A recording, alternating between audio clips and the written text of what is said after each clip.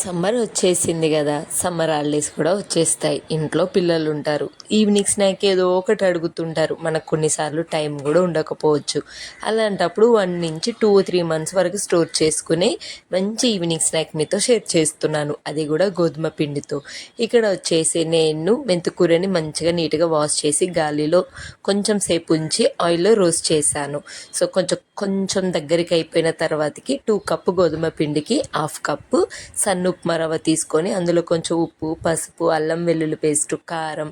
నేను కారం కొంచెం వేసి పెప్పర్ పౌడర్ కూడా కొద్దిగా వేసి ఇందాక వేంపుకున్నాం కదా మనము, మెంతాకు కూడా వేసి మంచిగా చపాతీ పిండిలాగా కలుపుకొని మీకు ఏ షేప్ కావాలో ఆ షేప్లో ఇలా కట్ చేసుకోండి.